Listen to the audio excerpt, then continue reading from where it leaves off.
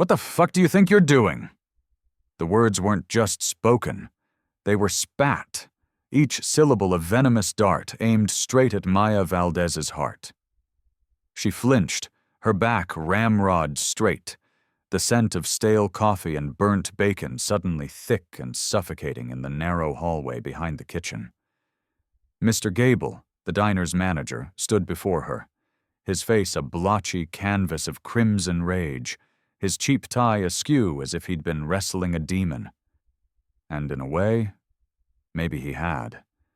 His demon was a single piece of folded linen, a goddamn handkerchief. What would you do if your boss cornered you like this, your job hanging by a thread over a simple act of kindness? Before you find out how Maya handles this greasy, pathetic excuse for a man, do me a solid and smash that like button, subscribe to the channel, and drop a comment letting me know where in the world you're watching from. You never know who's listening. Just 10 minutes earlier, none of this had existed. The world had been simple, predictable. The lunchtime rush had dwindled to a few stragglers, the lonely, the lost, the ones with nowhere else to be. The man at table 4, the one by the window, was one of them. He'd walked in like a ghost, mid-40s, maybe older, his face etched with the kind of weariness that doesn't come from a hard day's work, but from a hard life's journey. He was dressed in the uniform of a man trying to be invisible, a faded denim shirt, work-worn jeans, and scuffed boots that had seen more miles than a Greyhound bus. No wedding ring, no phone on the table. Just a man and the space he occupied. Maya had been working the floor at the Port Side Grill for almost 5 years, long enough to learn the unspoken language of her customers. She could read the slump of a shoulder, the flicker of an eye, the way a person held their coffee cup. And this man, this silent specter at table 4, radiated a force field that screamed, "Leave me the hell alone." So she did. She took his order with a quiet nod. "Ribeye, medium rare, black coffee." No pleasantries, no small talk. He wasn't here for company. He was here for fuel. She returned with the plate, the steak sizzling, sending up a plume of savory smoke. As she set it down, a glint of afternoon sun caught the side of his face, and she saw it, a thin, dark trickle of red seeping from his left nostril. He blinked, a flicker of surprise and then deep, profound embarrassment crossing his features. He touched his nose, his fingers coming away stained. A single drop of blood fell, then another, landing like a tiny crimson period on the stark white of the paper napkin.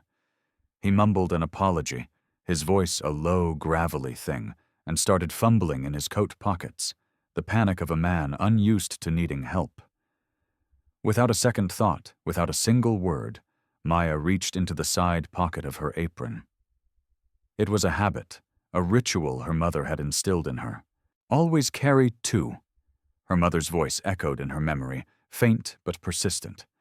One for you, and one for a soul who needs it more. She pulled out a small, perfectly clean square of white linen. In the corner, stitched in a delicate silver thread, was a single, elegant letter. E. "Here," she said, her voice soft, not a whisper of pity in it. She held it out to him.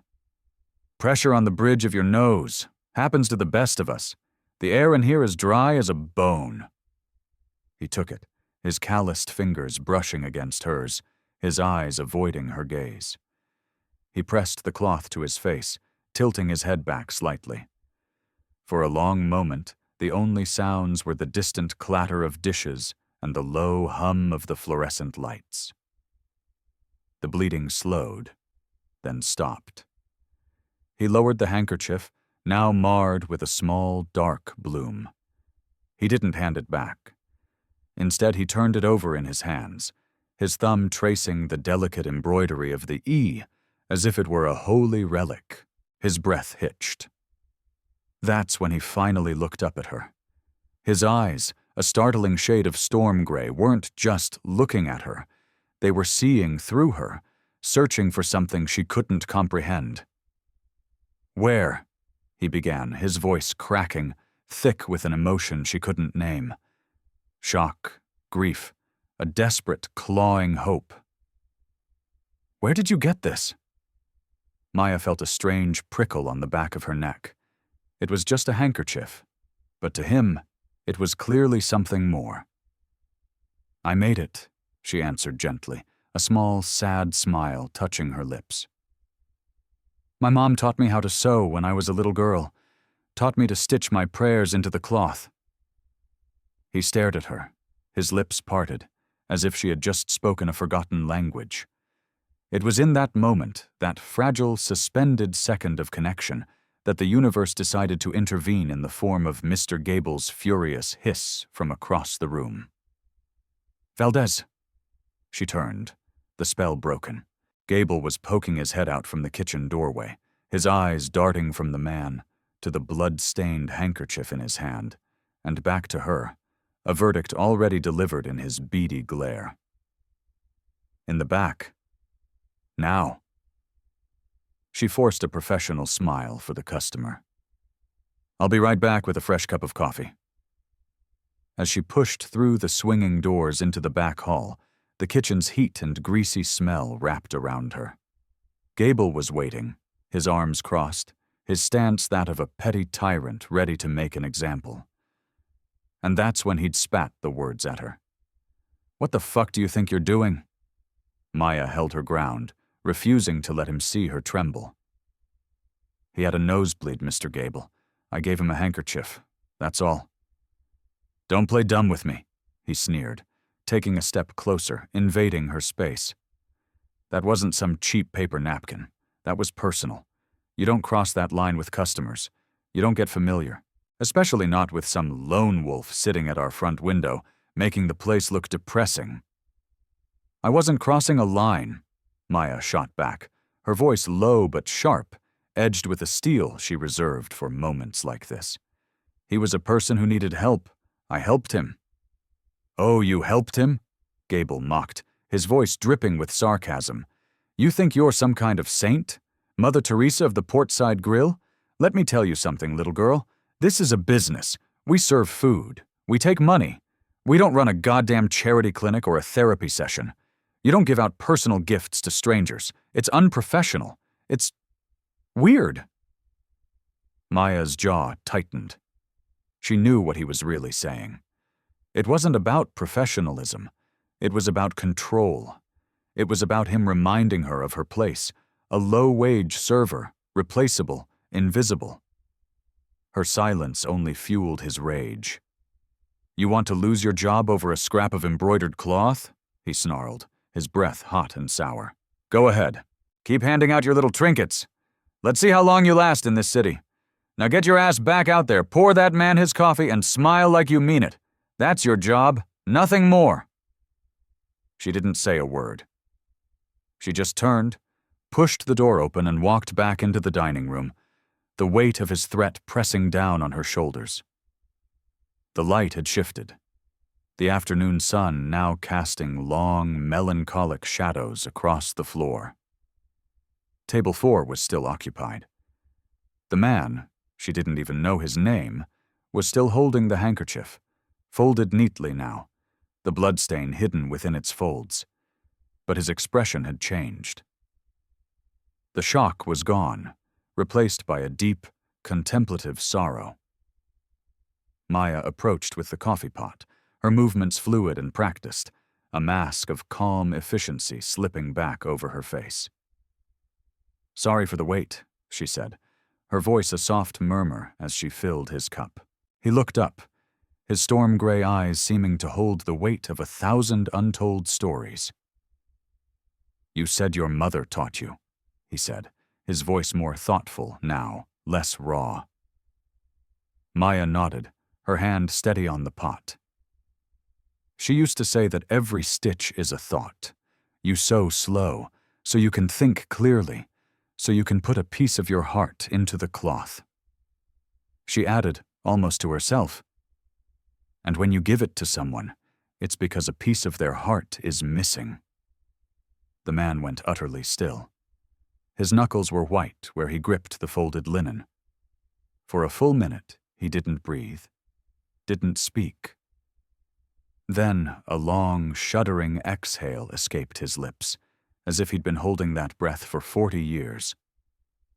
"When I was 8 years old," he began, his voice a low, rough whisper that seemed to pull the sound from the very air around them. "There was a woman who worked in our house. Her name was Elena." Maya felt her own breath catch. She stood motionless, the coffee pot still in her hand, suddenly an unwilling priestess in a confessional she hadn't prepared for. She cooked. She cleaned. She kept our whole goddamn world from shattering into a million pieces. My parents, they were wealthy, important. They were also cold, distant constellations in a sky I couldn't reach. But Elena was the sun. She was poor, she was black, but she was the only person in that house who ever spoke to me like I was a real boy, not just an heir to be polished and displayed. He paused, swallowing hard, his gaze fixed on a point somewhere beyond the diner window, somewhere deep in the past. "One afternoon, I was chasing a ball in the backyard, slipped on the wet flagstones by the pool, cracked my head wide open. There was so much blood. I remember the world tilting, the sky turning a sickening shade of gray." He blinked rapidly. "It was Elena who found me. She didn't scream. She just scooped me up, her strong arms wrapping around me, and pressed a dish towel to my head. She held me while I bled all over her clean, white Sunday apron, whispering in my ear that I was going to be all right." "What happened to her?" Maya asked, the words leaving her lips before she could stop them. The question felt sacred, necessary. A shadow passed over his face, so dark it was like watching a light go out. "My parents, my father," he said she overstepped. He said she got too familiar. He thought her kindness was a transaction, a play for more money, more influence.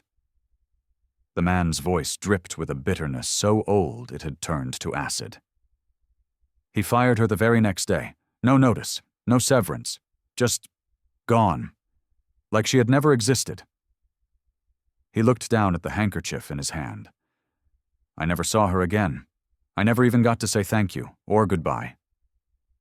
He took another shaky breath. "She used to sew these handkerchiefs. She made them for everyone in the house. She gave me one, white linen with a little E stitched in the corner. For her, for Elena. I kept it for years, until I lost it in a move when I was in college. I've looked for it ever since." He raised his eyes to meet Maya's, and in them, she saw the ghost of a lost 8-year-old boy. This brought it all back, every last second of it." Maya looked from his haunted face to the simple cloth in his hand, her heart a heavy, aching drum in her chest. She sounds a lot like my mother," she whispered. "Except my mama stayed poor and just kept on sewing anyway." A faint, tragic smile touched his lips. "How is your mom now?" The question hung in the air, simple and direct, yet it sliced through Maya's carefully constructed armor. "She's in the hospital," she said, the words tasting like rust. "Mercy General. Been there for a month. An infection that just won't quit. I'm working doubles, trying to keep up with the bills they keep sending." The man stared at her, his expression shifting from sorrow to something else. Intensity. Purpose. Would it be all right if I visited her?" Maya blinked, startled. "Excuse me?" "I know it's sudden. I know it sounds insane," he said, leaning forward slightly, his voice urgent. "But all of this, it feels like a sign. I need to see her. I need to ask her." Maya's mind reeled. Mr. Gable's furious face flashed in her memory. He had already threatened her job once. If he saw her leaving with a customer, a man she'd just met, he would fire her on the spot. I can't. Mr. Gable would kill me." "I'll make sure you're not in trouble," the man said calmly, a new authority settling in his voice. She arched a brow, a flicker of her usual skepticism returning. "And how exactly do you plan on doing that?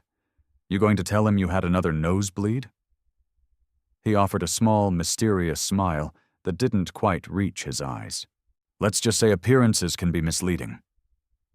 Maya hesitated, her mind a battlefield of caution and a strange, unexplainable instinct. She looked at the man, at the handkerchief he still clutched like a lifeline, and she thought of her mother, lying in that sterile hospital bed, stitching prayers into the air. "I get off at 9, she said finally, the words feeling like a leap into a deep, unknown canyon. "If you're still around, then I will be." And he was. Have you ever had a moment, a single conversation, that you knew was about to change the entire trajectory of your life?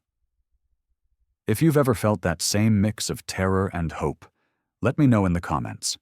And while you're down there, make sure you're subscribed, because the story is about to take a turn you will not see coming. That night, the city air was cool and damp as they walked the few blocks to Mercy General. The man, who had introduced himself only as Arthur, said little. The silence between them wasn't awkward. It was heavy, filled with the ghosts of 40 years. When they reached room 412, Maya pushed the door open gently. The room was dim, lit only by the faint glow of the city outside and the rhythmic blinking of a heart monitor. Her mother turned her head on the pillow, her face pale and drawn, but her eyes, the same deep knowing eyes Maya saw in the mirror every morning, were aware. They lit up when she saw her daughter. "Maya, baby," she began, her voice a frail, papery rustle.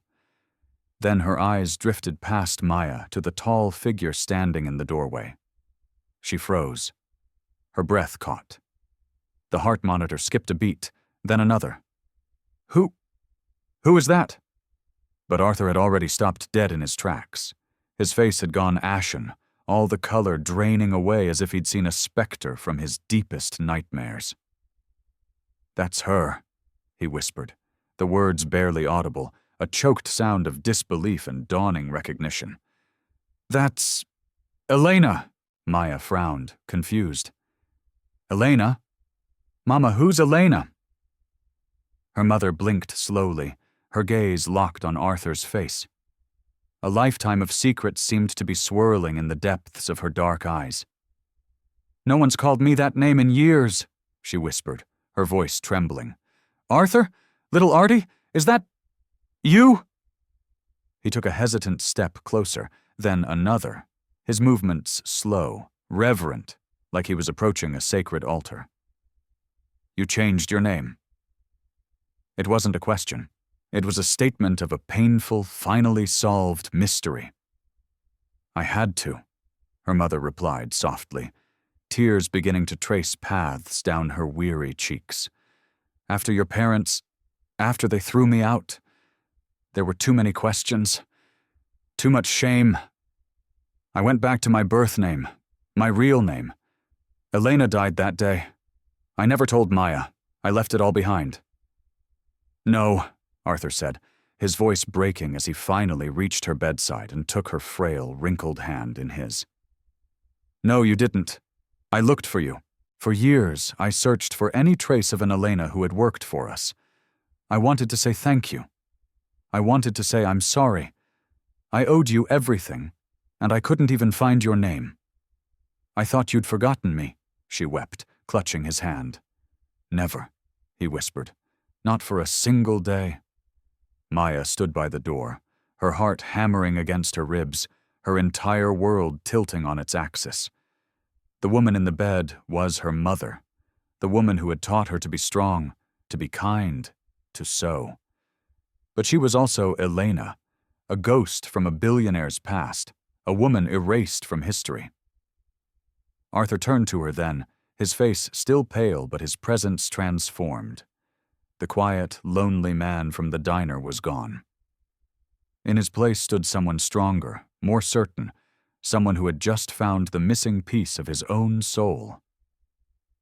"I should have introduced myself properly," he said, his voice steady now, resonating with a quiet power.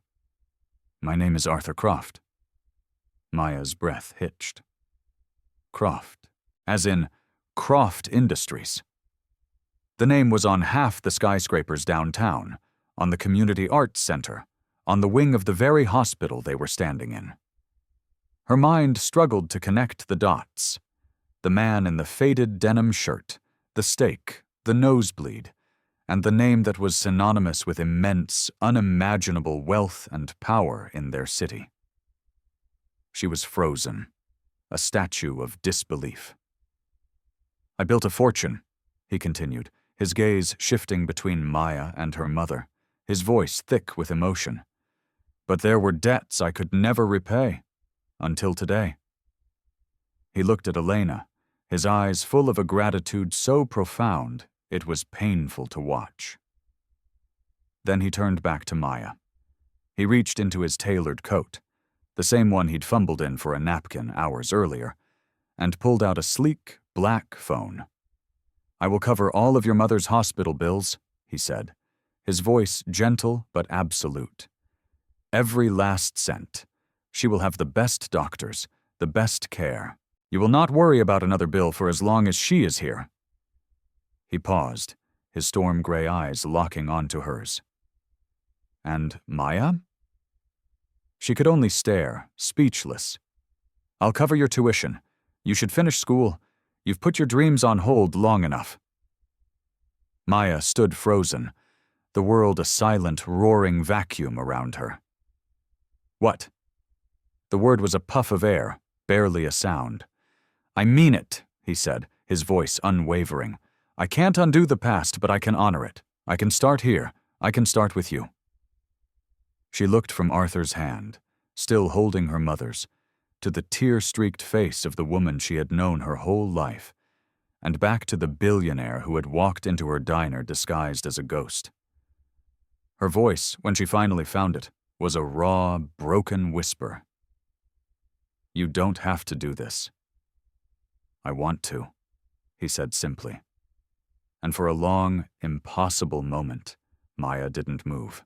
She just stood there, a waitress in a cheap uniform, clutching her worn-out purse, standing in awe as 40 years of secrets, sorrow, and stitches unraveled and rewove themselves into an unbelievable tapestry right in front of her eyes. Maya sat quietly on the stiff visitor's chair, which felt more like a church pew than a piece of furniture. Her hands were clenched in her lap, her knuckles white, as she tried to process the tidal wave of revelations that had just crashed over her. The air in the hospital room was thick with the ghosts of unspoken words, of years lost to pride and shame. Her mother, Elena, lay back against the pillows, looking exhausted but strangely peaceful, as if a weight she'd been carrying for a lifetime had finally been lifted. Across the room, Arthur Croft, no longer the anonymous man from Table 4, but a figure of immense power whose face she now vaguely recognized from business magazines, stood by the window, staring out at the city lights as if seeing them for the first time. His reflection was a faint, superimposed image on the glass, a man caught between two worlds. "You really didn't know," her mother said, her voice still fragile, but with a new clarity. She was speaking to Maya, but her eyes were on Arthur's back. "I never told you. I couldn't." "No," Maya said, the word barely a whisper. I never heard the name Elena before tonight." She felt a pang of something she couldn't identify. Not betrayal, but a deep, hollow ache of exclusion. All those years, all those quiet nights watching TV or helping her mother darn socks, a whole other person had been sitting there with them, a silent ghost named Elena. Her mother sighed, a sound like dry leaves skittering across pavement. "I left that name behind the day they made me walk away from that house, from that little boy." Her gaze softened as it landed on Arthur. I had to bury her, Maya. I wanted to raise you on dignity, not on the memory of being discarded like trash. I needed a new start, a clean slate. Arthur turned from the window, the lines on his face etched deeper in the dim light. You didn't just leave, Elena, he said, his voice thick with a self-recrimination that was 40 years old. You were erased. My father, he made sure of it. He told everyone you'd stolen from us. A piece of jewelry, a lie, of course. It was his way of ensuring no one in his circle would ever hire you, of making sure you disappeared completely. Maya's stomach clenched. Her mother? A thief? The lie was so vile, so contrary to the woman who had taught her that honesty was the only currency that truly mattered, that it felt like a physical blow. He thought I wanted something, Elena said, a flicker of bitter amusement in her eyes. He thought I was trying to get close to you, Artie, to somehow trap the family by showing you kindness. He couldn't comprehend a person doing something good without an ulterior motive. I'm sorry, Arthur said, the words raw, broken. I was just a kid. I didn't have the words or the power to stop what he did. But I never, ever believed him. I didn't know how to find you. I searched for years, using what little information I had. But without the right name, you were just gone. I didn't want to be found, Elena admitted softly. But I found you anyway, Arthur said, his eyes turning to Maya. Through her. Suddenly, Maya felt the focus of the room shift to her, and it was unnerving. She felt like a fulcrum, the pivot point on which these two fractured lives had finally reconnected. The weight of it was immense. I should probably go, she said, standing up, feeling like an intruder in a story that wasn't hers. No, her mother said, her voice gaining a surprising strength. She reached out and took Maya's hand, her grip surprisingly firm. You stay. You're the most important part of this story, baby. You deserve to hear all of it. Maya swallowed hard and sat back down. Why did you hide it all from me, Mama, all these years? Because pain is a heavy inheritance, Maya, Elena said, her eyes pleading for understanding. I didn't want you to carry mine. I wanted you to build your own life, free from the shadows of my past. I wanted you to be Maya Valdez, not the daughter of the maid the Crofts threw away. A long, heavy silence descended upon the room, broken only by the steady beep of the monitor. Then Arthur stepped forward again, his purpose seeming to solidify with every passing second. I can't change what my father did, he said, his voice resonating with conviction. But I meant what I said. I'm covering all of this. He gestured around the room. And the tuition. You won't have to worry about money again.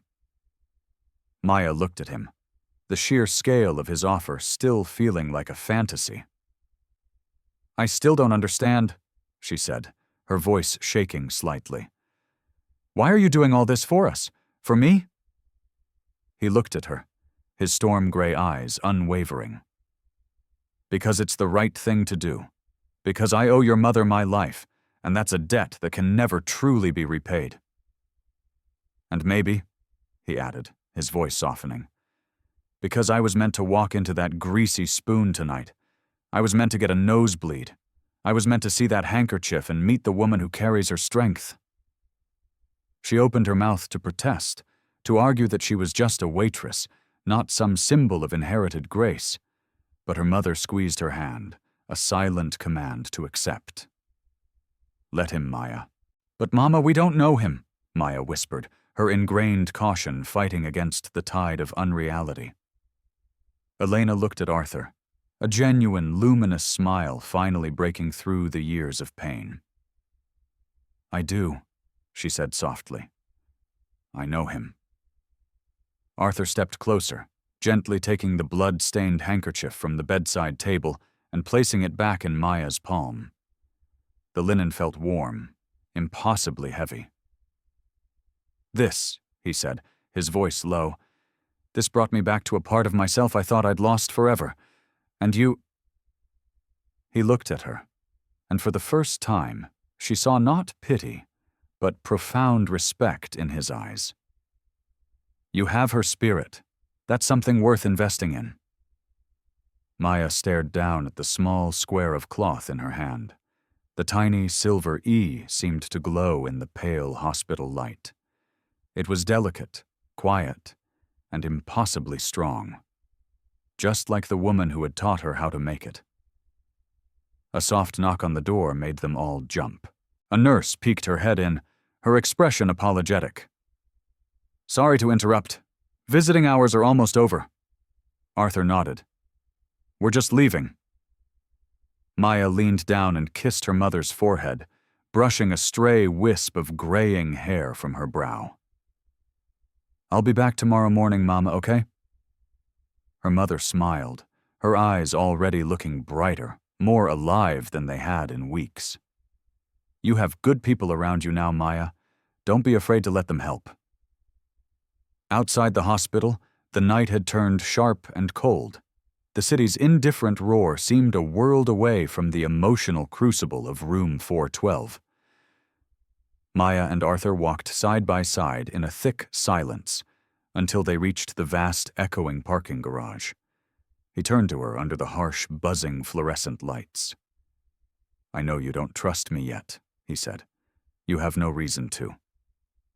She folded her arms across her chest, a defensive posture she'd perfected over years of navigating a tough world alone.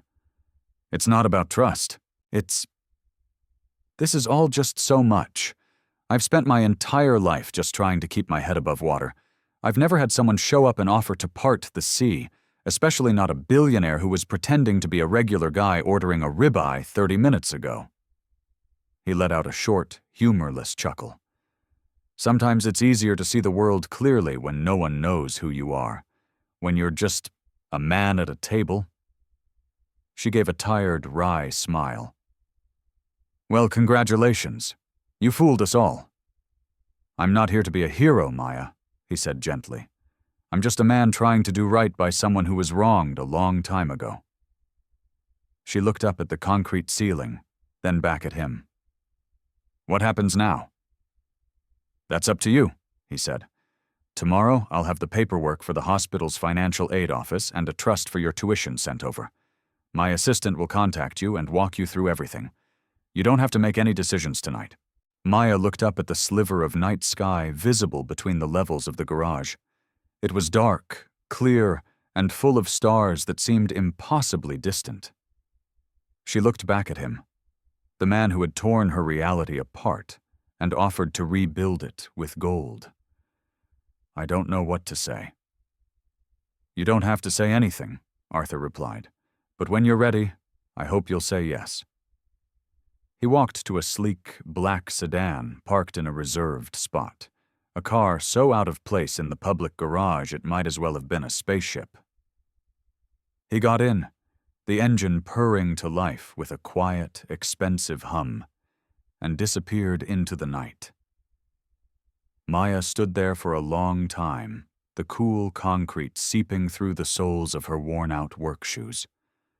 The handkerchief was still clutched in her hand, a warm talisman in the cold night. The name Elena echoed in her mind. A ghost, a secret, a beginning, and the future, which had always felt like a narrow, dimly lit hallway, had just had all its doors blown wide open. Maya stirred her instant coffee with a spoon, the clinking sound unnervingly loud in the pre-dawn silence of her tiny studio apartment. Thin slats of golden light sliced through the dusty blinds, illuminating the worn linoleum floor and the stack of unpaid bills on her small kitchen table. She hadn't slept. The night's events played on a relentless loop in her mind. Her mother's hidden name, Arthur Croft's impossible appearance, and the life-altering promise that now hung in the air like a heavy, terrifying, beautiful gift. She pulled the handkerchief from her apron pocket, smoothing it out on the table. In the harsh morning light, it looked more fragile, its threads telling a story of decades of careful folding and secret keeping. Her fingers traced the elegant silver E. Elena. The name felt foreign on her tongue, a word from a language she didn't speak. Her mother had always been just Mama, a rock of quiet strength who taught her how to budget to the last penny, how to patch jeans, how to hold her head high even when her feet ached and her heart was heavy. But now, there was this other woman, this Elena, who had lived a life of quiet service in a cold mansion, who had loved a little boy that wasn't hers, and who had been erased by the casual cruelty of the rich. Her phone buzzed, vibrating against the tabletop. It was a text from Mercy General. Patient E. Valdez rested comfortably. Vitals are stable, blood pressure improved overnight. A small, sharp breath of relief escaped her. She didn't reply. She simply stood, mechanically made her bed, and pulled on her uniform. Routine was an anchor in a world that had suddenly become a stormy sea. She arrived at the diner at 6:15 a.m., long before her shift started. The sun was a pale smudge behind the row of brick buildings across the street. Gable was already inside, barking at the new dishwasher about the proper way to stack plates. His head snapped toward her the moment she stepped through the door, his eyes narrowing with suspicion. "You're early," he grunted. "Yeah," Maya replied, her voice even. "Figured I'd get the prep work done before the morning rush." He gave her a long, hard stare, as if trying to decipher the new, unreadable energy she was carrying. To her surprise, he just grunted again and disappeared back into the kitchen. As Maya tied the familiar strings of her apron, she noticed him. At table 4, Arthur. This time, there was no faded denim. He wore a sharply tailored charcoal coat over a dark cashmere sweater. He looked like he owned the world, not like he was hiding from it. His presence was a paradox in the shabby diner, like a diamond sitting in a bowl of gravel. But his face was the same. Quiet, intense, with that touch of enduring sadness in his eyes. She walked over, her steps measured, cautious. "You're back," she said, her voice betraying none of the chaos churning inside her. He offered a small, tired smile. "I didn't think you'd appreciate me showing up at your apartment." "Probably a good call," she murmured, her eyes flicking to the manila folder sitting on the table in front of him. He slid it across the table toward her. "The paperwork I promised, for the hospital, for your tuition. My people are ruthlessly efficient."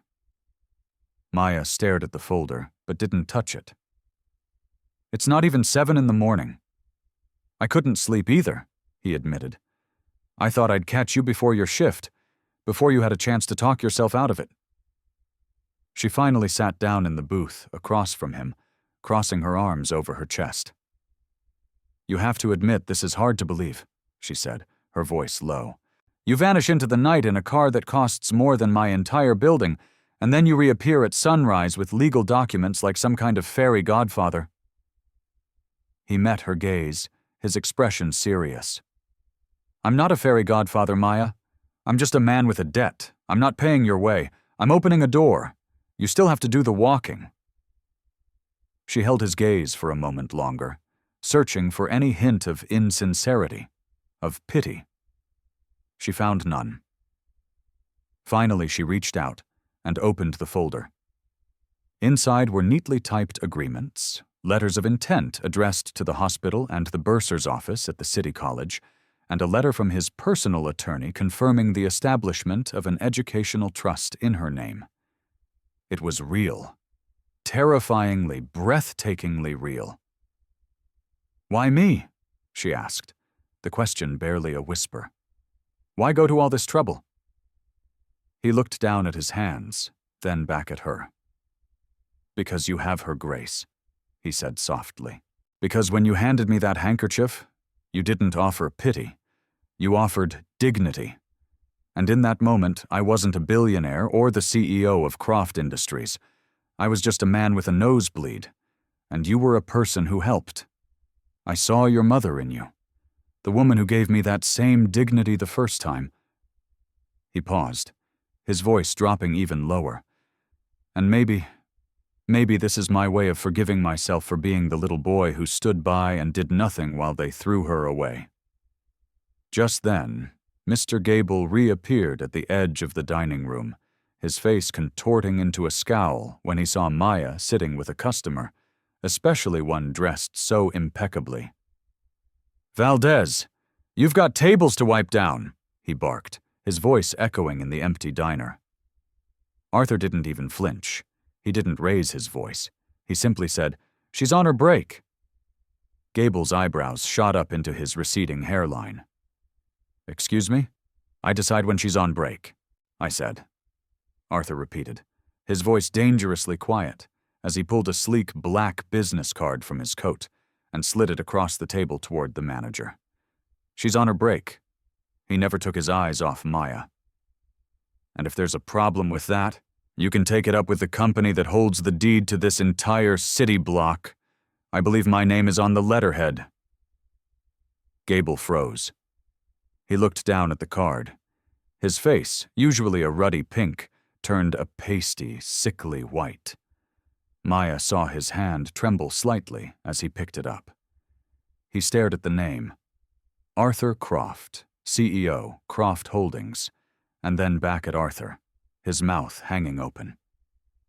He muttered something incoherent, a strangled apology, and practically scurried back into the kitchen, the swinging doors flapping behind him. When Maya turned back to Arthur, her own mouth was agape. He just offered that same faint, mysterious smile. "I told you," he said. "Appearances can be misleading." A sharp, incredulous laugh escaped her lips. It was a sound of shock, of awe, of the world turning upside down and landing right side up again. That was something else. "You have room to breathe now, Maya," he replied. "Use it." She looked down at the folder, at the promise of a future she had long ago packed away like an old photograph. Then she looked back at him. "What if I mess this up? What if I'm not smart enough?" "Then you get back up," he said without hesitation. "You try again, and I'll still be here." Maya stood up slowly, gathering the papers and sliding them back into the folder, clutching it to her chest like a shield. "I have a lot to think about," she said. "I'll be at the hospital this afternoon to see your mother," he said, rising as well. Tell her Artie says hi." As he walked out of the diner, the morning sun finally broke free of the buildings, spilling in behind him and casting his silhouette in gold. Maya watched him disappear down the sidewalk. For the first time in years, the crushing weight on her chest felt a little lighter. The world felt just a little wider. She walked to the kitchen door, still holding the folder, and peeked inside. Gable was hunched over a clipboard, trying to look busy, his face still pale. Maya didn't say a word to him. She just turned around, walked back to table 4, and began to wipe it down with a quiet, newfound confidence. Something had irrevocably shifted. It wasn't just about the money or the opportunity, it was about being seen. And maybe, just maybe, it was about finally seeing herself. The hospital smelled of antiseptic and quiet sorrow, a scent Maya knew as well as her own. She pushed open the door to room 412 with one hand, a small paper bag of oranges clutched in the other.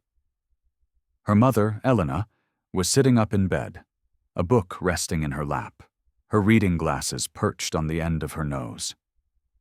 She looked better, more present than she had in weeks. "Hey, baby," she said, her eyes crinkling at the corners as she smiled. "You're early today." "Figured I'd beat the lunch rush," Maya said, placing the oranges on the bedside table. Her mother's gaze flickered up, catching the tight, uncertain set of Maya's jaw. "Something on your mind?" Elena asked, her voice gentle. Maya nodded, pulling the visitor's chair closer. "He came to the diner this morning." Elena didn't have to ask who he was. "Arthur?" "Yeah." Maya opened the manila folder, the papers rustling in the quiet room. She laid them out on the edge of the bed. "He brought these." Her mother looked down at the documents, her expression calm, almost accepting. She reached for her glasses and slid them on. "He always was a boy who kept his promises," she murmured, her finger tracing a line of legal text. "Hospital payment agreement, educational trust. He wasn't bluffing." "I know," Maya said, her voice low. "That's what scares me." Elena looked up, her dark eyes searching her daughter's face. "What are you scared of, Maya?" "I mean," Maya struggled to find the words. "It's a lot. It's too much. It feels unearned. Who just walks into someone's life and offers to fix everything?" Elena smiled, a sad, knowing expression. "Someone who's been trying to fix a hole in his own heart for 40 years. Maya studied her mother's face. "You're not angry with him? Not even a little bit for what his family did?" Her mother took off her glasses, folding them carefully and placing them on the nightstand. "Oh, I spent years being angry, baby. Then I spent more years trying to forget. But no matter how hard I tried to bury that part of my life, it seems it was determined to find its way back to me." A small, wondrous smile touched her lips. "Through you." Maya swallowed the lump that had formed in her throat. Elena reached over and took her hand, her skin soft and papery. "He's not doing this out of pity, Maya. He's doing this because he remembers what it felt like to be a scared little boy held by someone the world told him didn't matter. He's honoring that memory. He's honoring me." Maya looked away, blinking back tears. "I didn't know you were that person, Mama. I didn't know you had a whole other life, a whole other name." "I wanted to protect you from that life," Elena said softly. "From the shame of it, from the way people look down on you when they think they know your story. I wanted your story to be your own." They sat in a comfortable silence for a long moment. Then Maya asked, her voice thick with emotion, "Do you ever regret it? Staying quiet all these years?" Her mother squeezed her hand. "Sometimes. But then I look at the woman you've become, and I know I did something right." The room fell quiet again, the steady beep of the monitor a rhythmic counterpoint to their thoughts. Maya reached into the bag, peeled an orange, and handed a segment to her mother. A simple, familiar ritual. "So what now?" Elena asked, her voice filled with a hope that had been absent for weeks. Maya leaned back in her chair, the stiff plastic groaning in protest. Now I guess I have to figure out who I want to be when I'm not just the girl working doubles to survive. Maybe someone who goes back to school. Maybe someone who doesn't flinch every time a stranger offers her a kindness." Her mother's eyes grew misty. "That sounds like a good place to start." A soft knock on the door made them both look up. Arthur Croft stood in the doorway, looking almost shy. He held a small bouquet of white tulips in one hand and a steaming to-go cup in the other. He wasn't the powerful CEO or the haunted man from the diner. He looked like a boy visiting his old teacher, uncertain of his welcome. "May I come in?" he asked. Elena nodded, her smile genuine. "Of course, Artie. Come in." He stepped inside, placing the tulips in the empty water pitcher on the windowsill. "I thought these might brighten up the room," he said. "They do," Elena replied softly. Arthur turned to Maya and held out the cup. "Chamomile tea. You mentioned last night you don't like coffee in the afternoon." Maya took it, a wave of surprise washing over her. "You remembered that?" "I'm trying to get better at remembering the important things," he said, his gaze flicking to Elena. He took the armchair opposite Maya's chair, creating a small, intimate triangle in the sterile room. "When my father fired your mother," he said, speaking directly to Maya but for Elena's benefit, "he told me I'd understand when I was older.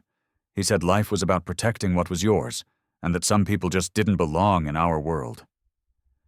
Elena shifted slightly against the pillows, her face a calm, unreadable mask. "I spent years trying to be the man he wanted me to be," Arthur continued, his voice low and confessional. "I built an empire, I followed the rules, I maintained the silence. But somewhere along the way, I realized I was living in a fortress built with bricks of guilt. No legacy is worth that price."